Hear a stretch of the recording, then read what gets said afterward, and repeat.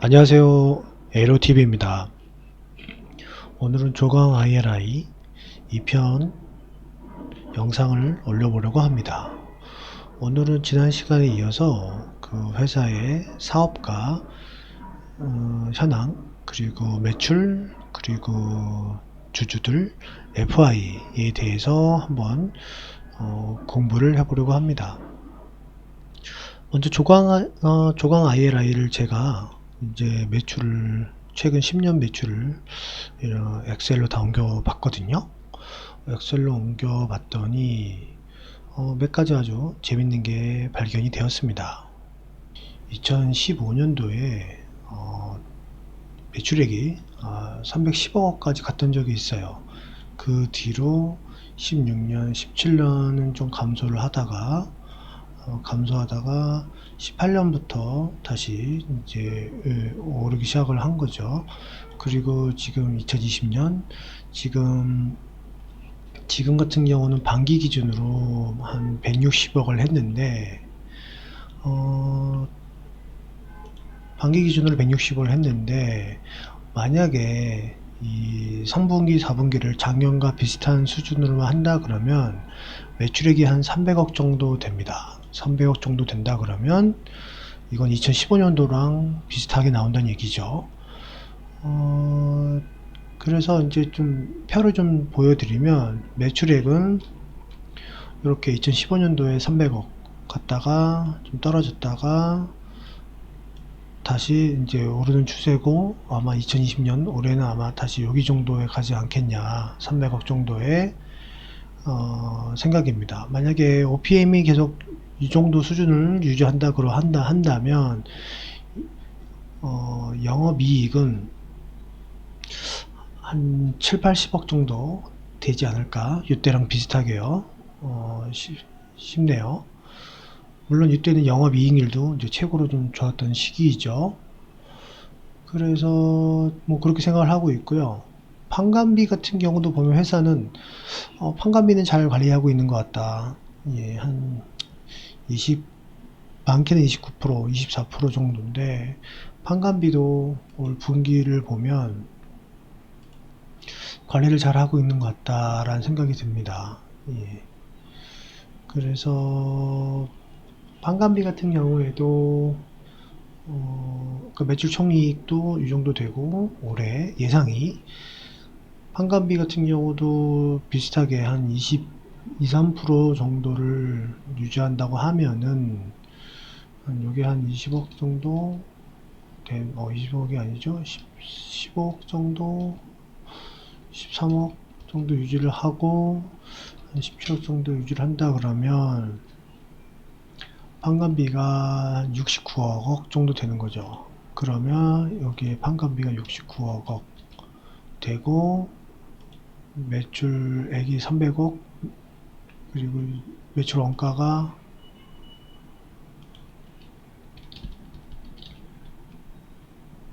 169억. 그 2020년은 예상치입니다. 제가 한번 예상을 해봤어요.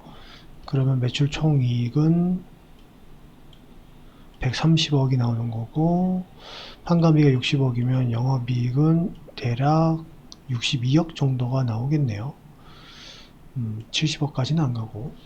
그래서 만약에 2020년에는 매출액은 한 300억 가고 영업이익은 한 60억 정도 할 수 있다. 이 정도까지 보고 있습니다. 예. 한 60억 정도 가능하지 않겠냐. 60억이면 당기 순이익은 뭐 한 50억 정도 볼 수 있겠네요. 법인세를 제외한다면.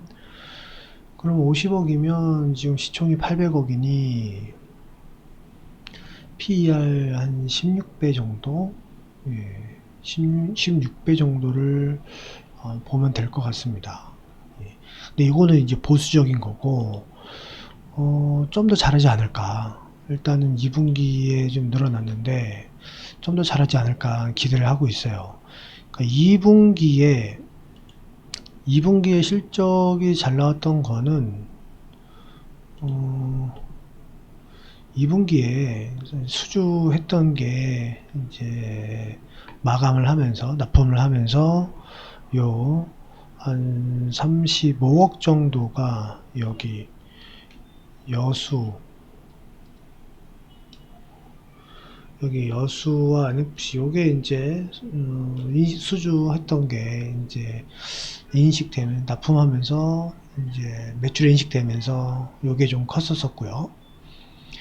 3분기, 4분기에는 또 요게 하나 있다. 요게 하나 있다. 요 밸브가. 그래서 나쁘지는 않을 것 같다 생각을 하고 있습니다. 과연 그럼 이 산업이 호황 산업인가? 사실 산업 자체는 호황은 아니거든요. 지금 플랜트 쪽이 좋지 않기 때문에 플랜트와 석유화학 이 회사 같은 경우는 매출이 이제 정유 쪽이 50이고 조선 15인데 나머진 플랜트고 정유 유가가 지금 비싸지 않기 때문에 뭐 호황은 또 아니거든요. 산업 자체는 호황은 아니지만 그렇다고 뭐 나쁜 건 아니고 좋지는 않지만 나쁘지도 않다. 그냥 쏘쏘하다라고 보면 될 것 같네요. 그리고 회사는 이제 이런 안전 밸브를 이제 진입 장벽이 높다. 이거는 전편에서도 나왔었던 거고, 그리고 주기적 교체 산업이다. 그래서 지속적으로 한번 팔고 끝이 아니라 계속적으로 교체를 해야 된다. 밸브의 특징은. 그러다 보니까 매출이 계속 발생한다. 라는 장점이 있습니다. 소량 다품종 산업이다. 그리고 고객 주문형 산업이고. 그래서 10년 매출을 보면 이제 매출이 막 증가하지는 않지만 계속 유지는 하고 있고 올해에 좀 좋아지려고 하는 것 같다. 근데 3분기도 좀 지켜봐야 되겠지만 3분기에 실적이 좋아지는 게 찍힌다면 주가는 더 오를 수도 있겠죠. 그리고 회사의 판관비는 꾸준히 유지하는 걸로 봐서 과도한 지출이 있거나 그러진 않는 것 같고요. 분기로 이렇게 보면 회사는 이제 계절성이 좀 있습니다. 계절성이 있어서 이제 4분기에 좀 실적이 잘 나오는 그런 편이거든요. 여기 보시면 이제 원래 4분기가 이제 좀 약간 호황인데 4분기가 이제 영업이익도 좀 많이 나오는 편이죠. 그런데 올해는 2분기에 좀 좋았다. 그리고 4분기도 이렇게 유지를 해준다면 좀 더 좋지 않겠냐. 이제 이런 투자 아이디어입니다. 그리고 회사가 이제 두 번째로 이제 주주들을 보면 이 회사는 이제 김우동이라는 분이 최대 주주가 되었는데요. 김우동.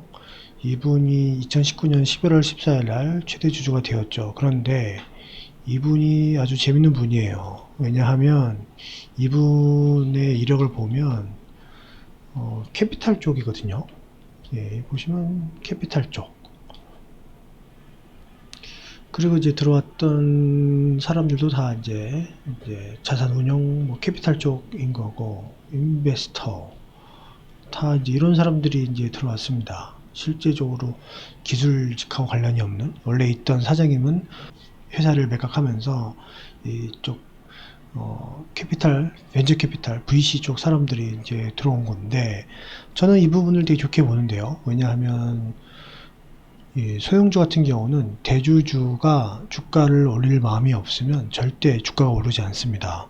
하지만 대주주가 주가를 올릴 마음이 있어서 주가를 올린다면 또 쉽게 오를 수 있는 게 소형주거든요. 그러다 보니까 이 대주주가 이런 승계할 필요도 없고 주가를 올려서 다시 매도하려고 하는 사람들이라면 주가를 다시 한번 올릴 수가 있겠죠. 그래서 이제 요 김우동 최대 주주가 작년에 매수를 했는데 회사를 매수한 가격은 주당 10,000원입니다. 여기 보시면, 여기 차트를 보시면, 요때쯤, 2019년 요때쯤에 이제 산 거죠. 11월. 예. 요때 이제 경영권 프리미엄 해서 만 원에 인수를 했고, 주가는, 코로나는 이제 제외시킨다면 좀 조정을 받다가, 최근 다시 주목받고 있는 상황입니다. 그래서 최대 주주가 주가 부양책에 좀 호의적일 것 같다라는 생각이 들고요. 그리고 두 번째로 봐야 될 게, 그러니까 주주들을 좀 보면 김우동 최대 주주고 골드퍼시픽은 특수관계인이에요. 예. 같이 11월 14일 날 매수할 때 골드퍼시픽도 같이 참여를 했습니다. 골드퍼시픽의 최대 주주도 사모펀드인데 아마 제가 볼 땐 이 김우동 이 최대 주주가 이 골드퍼시픽의 사모펀드에도 좀 참여를 하지 않았나, 서로 그래서 같이 매수한 게 아닐까 생각을 하고 있고요. 액트가 이제 FI로 이제 들어왔는데 얘들은 만 원이고 얘네들은 FI이기 때문에 아마 만 원 이상에서 매도를 할 것 같습니다. FI의 최대 주주는 세미콘 라이트죠. 그리고 이제 특이한 게 이제 몇 가지 있는데, 사이먼 투자조합이 이제 전환사채를 들어왔다가 이거를 장외에 바로 매도를 합니다. 그리고 사이먼 투자조합은 또 BW, 3회차 BW에도 들어왔다가 이걸 또 일부 매도를 했어요. 그래서 좀 복잡하게 꼬였는데, 먼저 1회차 전환사채부터 CB부터 보면, 이 CB를 사이먼이 매수를 했다가 전부를 매도를 하고, 그 매도한 전부 중에 일부는 골드퍼시픽한테 매도를 합니다. 그리고 골드퍼시픽한테 매도한 거를 다시 만기전 사채를 취득하고, 그리고 이번에 김태형이라는 사람에게 재매각을 했죠. 5억 원에. 그리고 이 BW 신주 인수권 이거 같은 경우는 일부를 매도를 하고 일부만 보유를 해서 지금 원래는 180만 주를 받았는데 80만 주를 매도를 했습니다. 그리고 100만 주만 갖고 있는 상황이고요. 그래서 그 80만 주는 누구한테 갔는지 아직 공시는 나오지 않았어요. 예, 그런 상황입니다. 그리고 전환사채 같은 경우는 일부는 골드퍼시픽한테 매도를 했다 그러고 또 일부는 최혜선이라는 분한테 매도를 했습니다.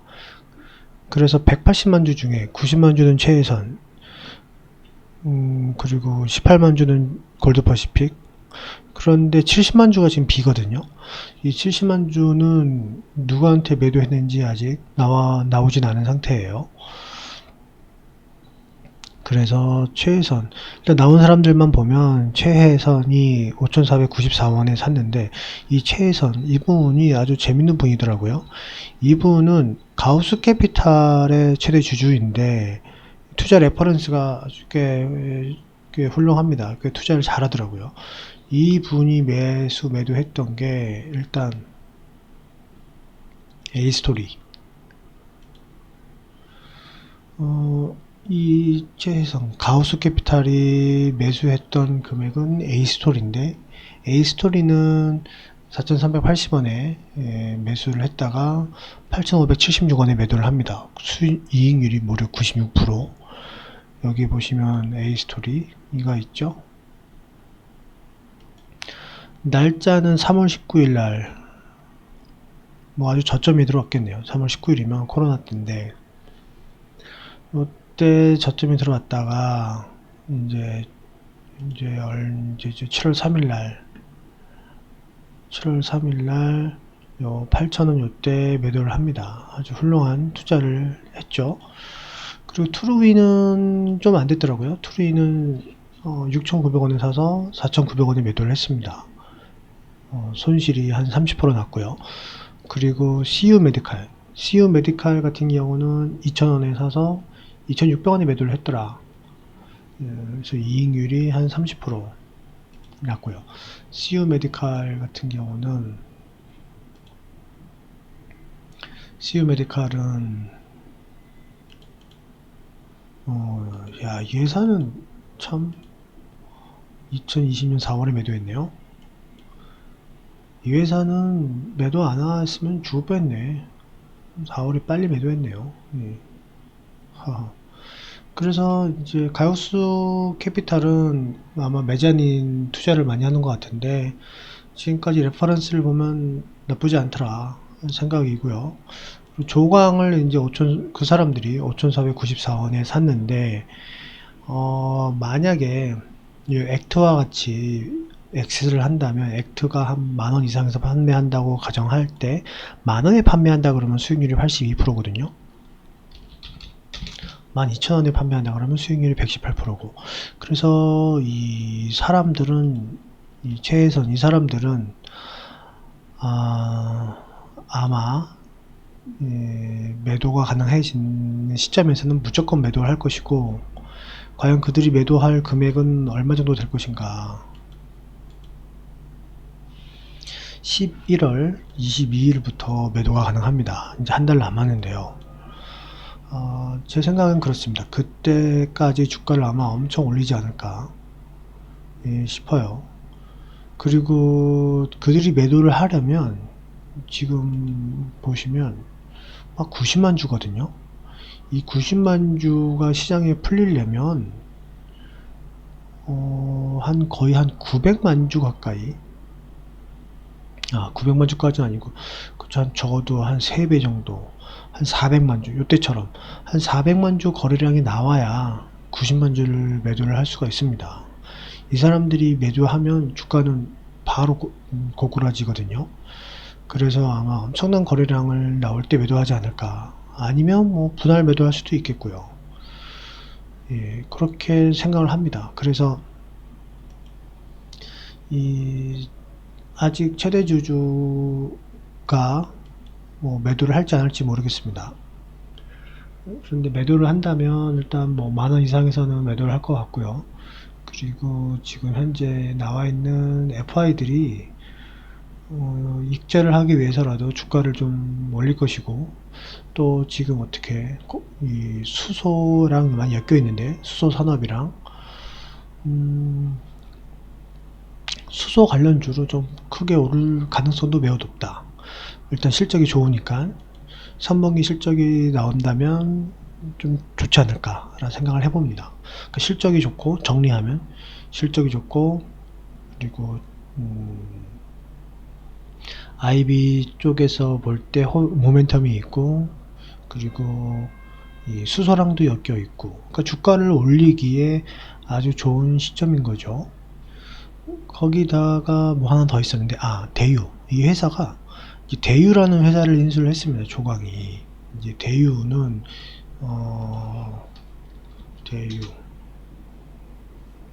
대유를 인수를 했는데 이제 인수를 했기 때문에 대유로 인한 연결 이익도 좀 가능할 것 같네요. 대유를 인수를 했고 대유는 연순이익이 이렇게 한 50억 정도 나오는 회사입니다.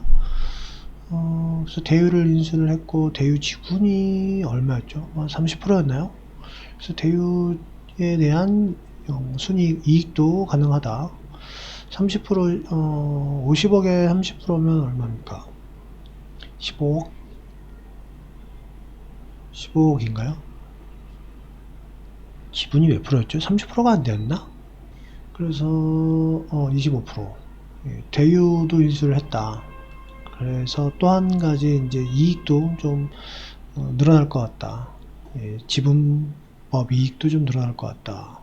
그래서 조광 ILI는 수소랑도 관련이 있고 그리고 최대주주 모멘텀도 있고 FI 모멘텀도 있고 거기에다가 수소 모멘텀도 있고 그러니까 수소 모멘텀은 이 사람들이 좀 주가를 쉽게 올릴 수 있는 강력한 트리거가 되겠죠.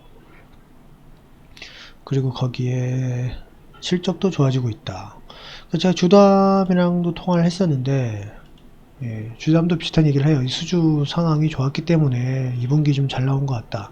하지만 일회성은 아니고 3분기에도 좋아질 것으로 보인다라는 긍정적인 이야기를 합니다. 물론 주담 말만 믿고 매수했다가 골로 간 경우가 워낙 많기 때문에 주담 말을 다 믿으면 안 되겠지만 이 회사가 꼭 일성만 있는 것 같지는 않다 생각을 하고요.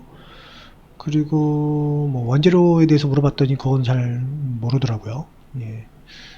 그 외에는 뭐 특별히 얘기해 준 게 없는데, 생산 실적을 보면 이제 수량은 작년에 안전밸브가 이 회사는 제일 크니까 안전밸브를 보면 수량은 48,000개인데 반기로 25,000개 했습니다. 그러니까 2분의 1을 한 거죠. 반기 기준으로. 그러니까 나쁘진 않은 뭐 비슷한 트랙인데 금액이 되게 많이 늘었어요. 보시면 원래대로 한다면 금액이 뭐 한 400억, 40억, 그쵸? 처음 말씀해보자. 40억, 78억의 반이면 한 40억인데 65, 50%가 증가했거든요. 50% 넘게.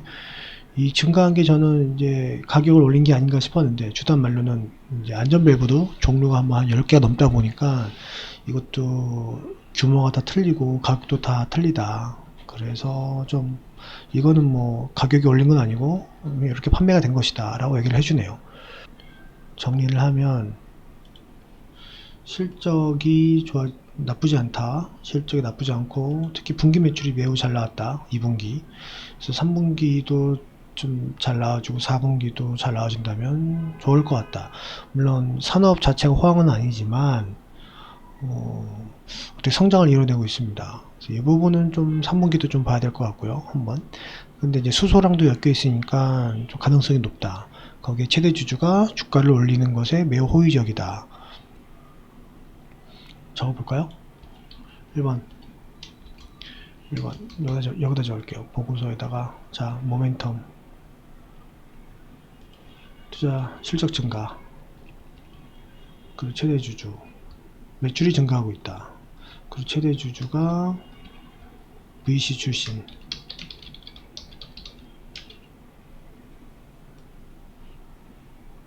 VC 출신으로 주가 부양에 호의적.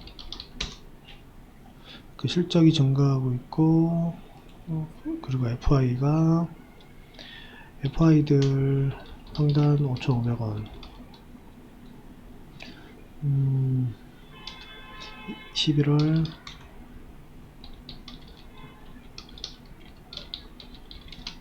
엑싯 가능.